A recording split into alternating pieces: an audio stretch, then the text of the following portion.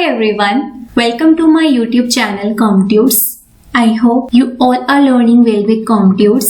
So this is tutorial number 39 of Business Studies for class 12 and in this tutorial we will discuss importance of staffing. Previous tutorial में हमने discuss किया था staffing का concept और आज हम discuss करेंगे staffing की importance.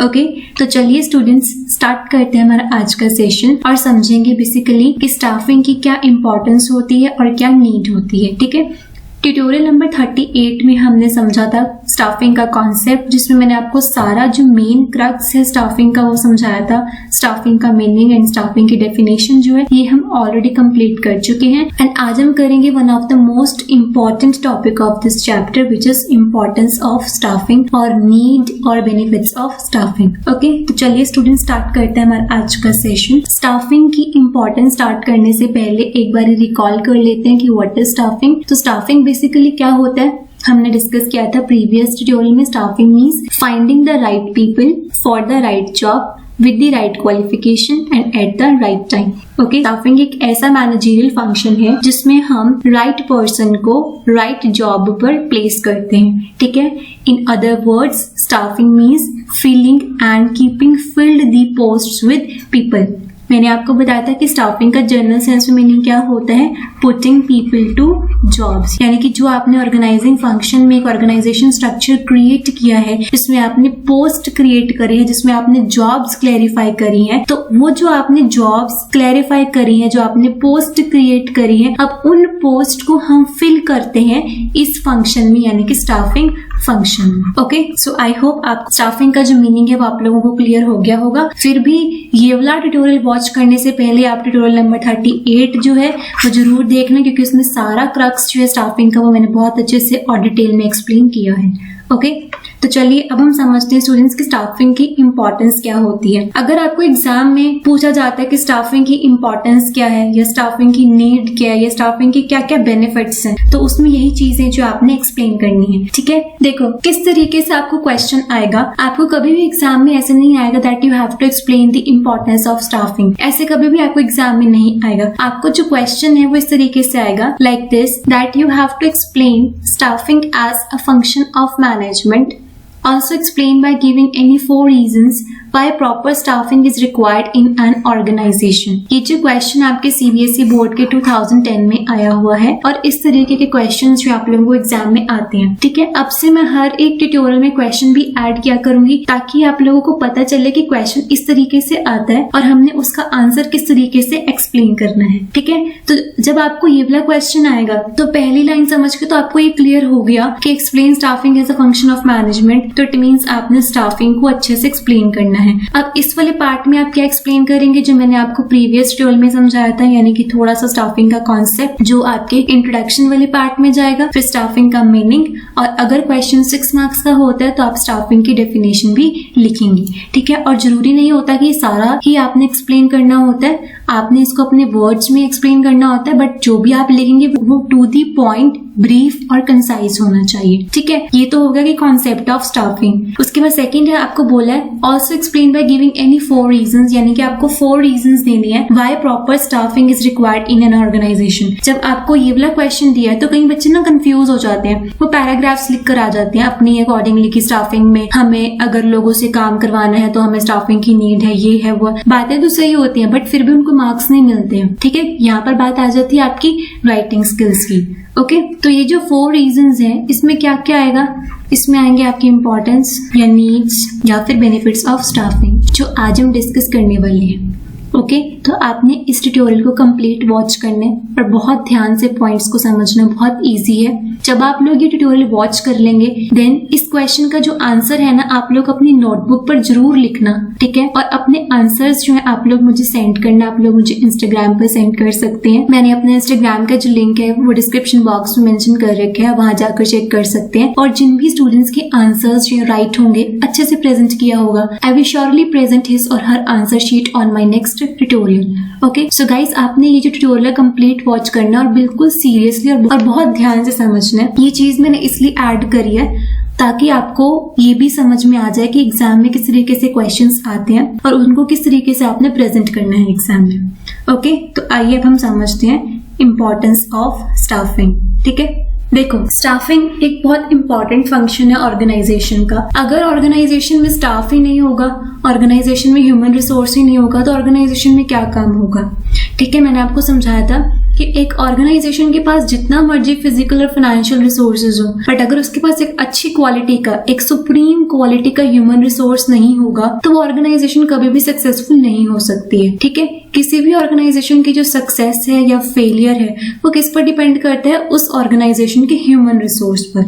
ठीक है, so we can say that human resources are the foundation of any business. The right people can help you take your business to the top, the wrong people can break your business. अगर आपके organisation का जो staff है या जो human resource है वो supreme quality का है, वो वेल ट्रेन्ड है, वो कॉम्पिटेंट है, वो हार्ड वर्किंग है, वो लेबोरियस है, वो कैपेबल है, तो ऑब्वियसली वो आपके बिजनेस को, आपके ऑर्गेनाइजेशन को टॉप पर लेकर जाएंगे। वहीं अगर आपके ऑर्गेनाइजेशन के जो एम्प्लॉयज हैं वो लेजी हैं, वो लेथार्जिक हैं, वो ऑर्गेनाइजेशन से ज्यादा एब्सेंट रहते हैं, ऑर्गेनाइजेशन में आकर भी काम करना नहीं पसंद करते हैं, रिस्पॉन्सिबिलिटीज नहीं ले पाते, एक्टिविटीज को मैनेज नहीं कर पाते, टीम में रहकर नहीं काम कर पाते, कॉपरेट नहीं करते हैं दूसरे एम्प्लॉयज के साथ, ठीक है, या दूसरे डिपार्टमेंट्स के साथ, रिसोर्सेज को वेस्ट करते हैं, तो वो वाले जो ह्यूमन रिसोर्स होंगे वो आपके ऑर्गेनाइजेशन को फेलियर के पाथ पर लेकर जाएंगे। ठीक है, so therefore staffing is a very very important managerial function. The ability of an organization to achieve its goal depends upon the quality of its human resources. कोई ऑर्गेनाइजेशन अपने goals को किस तरीके से अचीव करेगी और कैसे अचीव करेगी ये इस पर भी डिपेंड करता है कि उनका ह्यूमन रिसोर्स कैसा है। अगर उनका ह्यूमन रिसोर्स जो है वो कैपेबल होगा, वो कॉम्पिटेंट होगा, वो ऑर्गेनाइजेशन के काम को सही तरीके से करेगा, ऑर्गेनाइजेशन के फंक्शंस को सही तरीके से करेगा, तो वो ऑब्वियसली ऑर्गेनाइजेशन के गोल्स को इफेक्टिवली और एफिशिएंटली जो है वो अचीव करेगा। ठीक है, और वहीं अगर ऑर्गेनाइजेशन के जो एम्प्लॉयज हैं वो सही नहीं होंगे, वो सही ढंग से काम नहीं करेंगे, अपने एफर्ट्स जो है वो ऑर्गेनाइजेशन में नहीं लगाएंगे, तो उससे क्या होगा, उस ऑर्गेनाइजेशन के जो गोल्स हैं वो अचीव नहीं होंगे।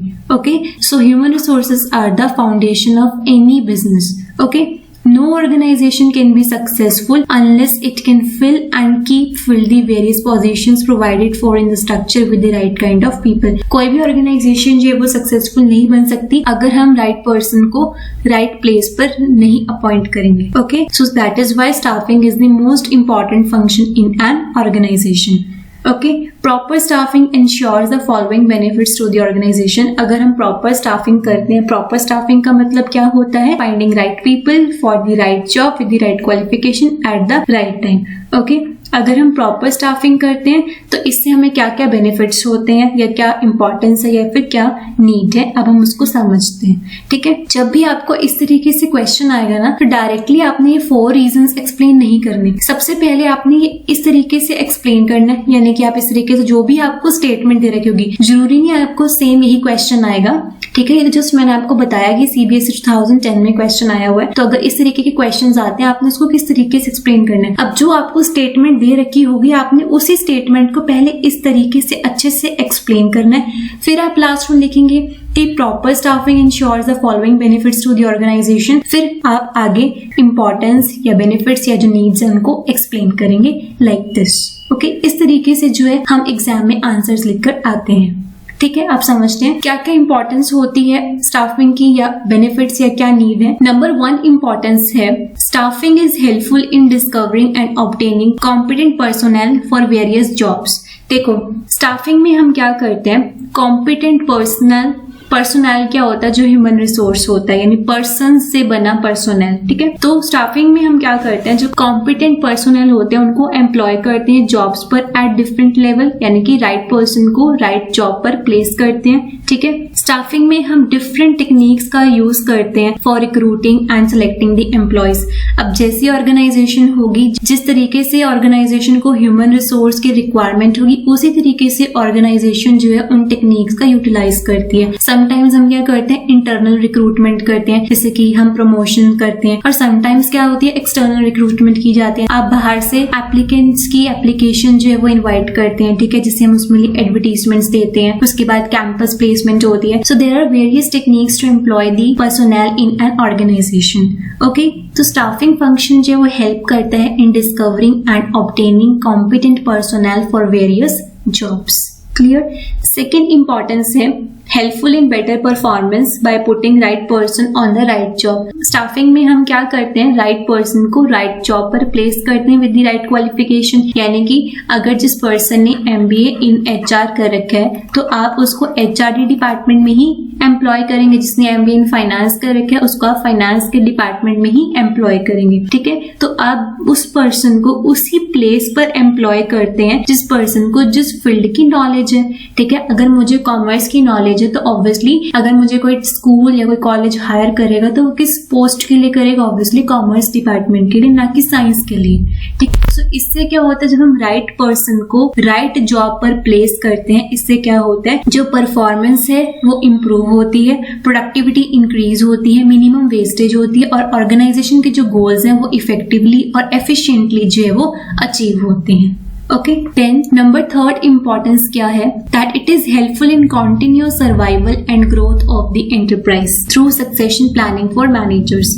देखो, हर ऑर्गेनाइजेशन चाहती है कि उनका कॉन्टिन्यूअस सर्वाइवल हो, यानी कि हर ऑर्गेनाइजेशन चाहती है कि उनका लॉन्ग टर्म सर्वाइवल और लॉन्ग टर्म ग्रोथ हो, ठीक है। कोई भी ऑर्गेनाइजेशन ये नहीं चाहती कि अगर आज हमने अपनी ऑर्गेनाइजेशन ओपन करी है तो 1 साल के बाद हम अपनी ऑर्गेनाइजेशन बंद कर देंगे। नो, हर ऑर्गेनाइजेशन ये चाहती है कि हम 100, 200, 300, 400 साल तक जिए, हमारी पीढ़ियां ऐश करें हमारे बिजनेस से, है ना। आप लोग देखते हैं इतने बड़े बड़े बिजनेस है, टाटा है, बिरलास है, तो ये तो नहीं कि वो बंद हो गए, 90s से वो चलते आ रहे हैं, ठीक है। So staffing helpful in continuous survival and growth of the enterprise. ये कैसे, through succession planning for managers, ठीक है। एक ऑर्गेनाइजेशन का जो सर्वाइवल है, एक ऑर्गेनाइजेशन की जो ग्रोथ है वो तभी पॉसिबल होगी अगर उस ऑर्गेनाइजेशन के पास सुप्रीम क्वालिटी का ह्यूमन रिसोर्स होगा, ठीक है। अब अगर रॉन्ग एम्प्लॉइज आपके ऑर्गेनाइजेशन में आएंगे तो वो आपके ऑर्गेनाइजेशन को नुकसान पहुंचाएंगे, आपकी ऑर्गेनाइजेशन प्रॉफिट्स में नहीं जाएगी, रादर वो लॉसेस में जाएगी और सून क्या होगा, आपका बिजनेस जो है वो शट डाउन हो जाएगा। क्लियर। वेयर एज अगर आपके ऑर्गेनाइजेशन के जो एम्प्लॉइज हैं वो सुप्रीम क्वालिटी के हैं, वो कॉम्पिटेंट हैं, वो क्वालिफाइड हैं, वो टीम में रहकर काम करते हैं, हर सिचुएशन में अपने आप को एडजस्ट करते हैं, आपस में कोऑपरेट करते हैं, डिपार्टमेंट्स आपस में एक दूसरे के साथ कोऑर्डिनेट करते हैं, तभी एक ऑर्गेनाइजेशन जो है सक्सेसफुल होती है। एक अकेला पर्सन जो है वो कभी ऑर्गेनाइजेशन को रन नहीं कर सकता।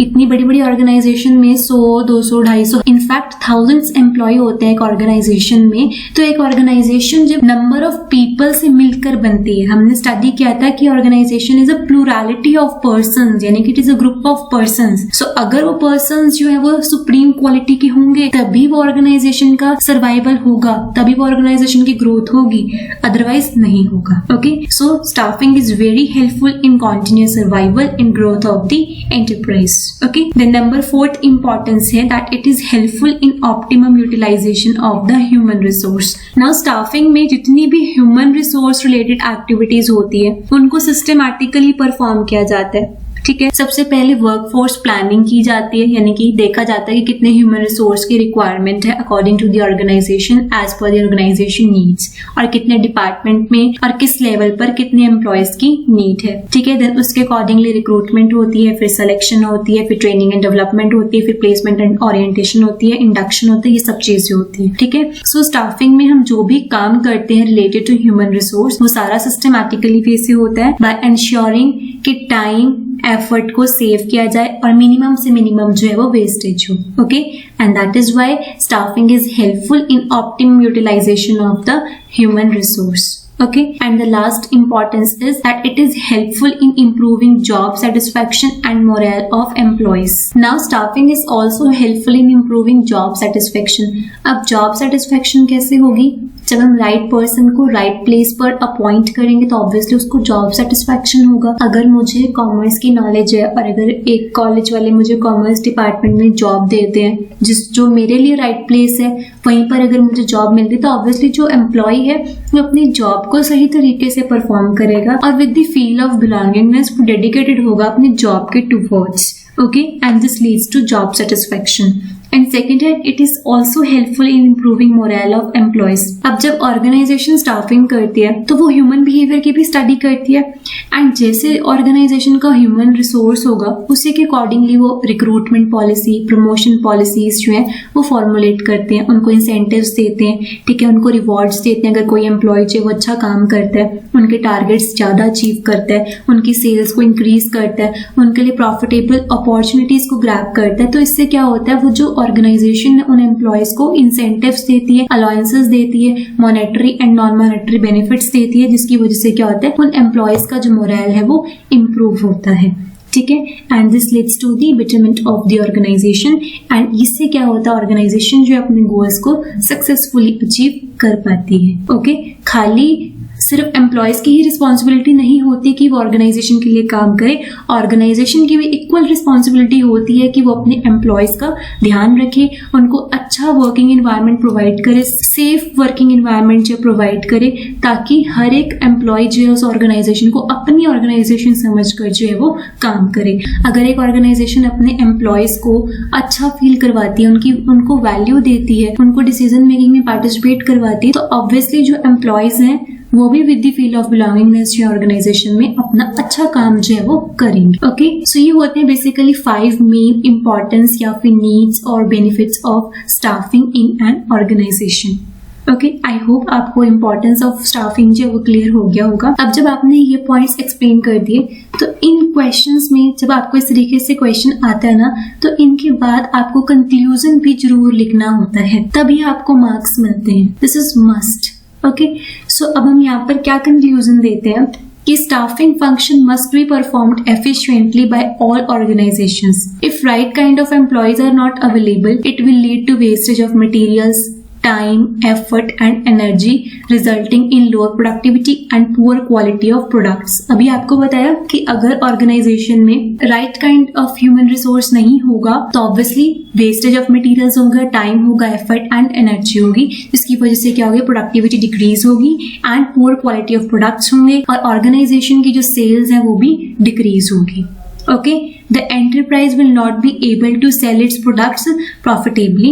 It is therefore essential that right kind of people must be available in right number at the right time. They should be given adequate training so that wastage is minimum, and hence we can say that staffing is the most important function in an organization. Okay, so this is all about importance of staffing, or you can say needs or benefits of staffing. I hope now it is clear to you कि staffing की क्या importance है, और अगर आपको importance of staffing से related कोई भी क्वेश्चन आता है डायरेक्टली और इनडायरेक्टली, तो आपने उसको किस तरीके से एक्सप्लेन करना है। ठीक है, so students, this is all about today's session. I hope ये कॉन्सेप्ट जो आपको अच्छे से क्लियर हो गया होगा, और किस तरीके से आपने क्वेश्चंस के आंसर्स लिखने हैं वो भी आपको समझ में आ गया होगा। सो नाउ स्टूडेंट्स, आप लोग इस क्वेश्चन का आंसर जरूर अपनी नोटबुक पर लिखना और अपना आंसर जो है मुझे जरूर सेंड करना है, एंड जिन भी स्टूडेंट्स के आंसर्स राइट होंगे, I will surely present his or her answer sheet on my next tutorial. Okay, so students, this is all about today's session. If this tutorial is helpful for all of you, then please do share your valuable feedback in the comment section, as your feedback really matters a lot. And also do hit the like button, and do share these tutorials and my channel with your friends and your classmates too, ताकि ज़्यादा से ज़्यादा commerce के students जो इस channel के साथ जुड़ें। And also follow me on Instagram for more updates. Okay, so last में guys, thank you for watching this tutorial. Bye bye, take care, have a great day ahead, study smart and stay motivated.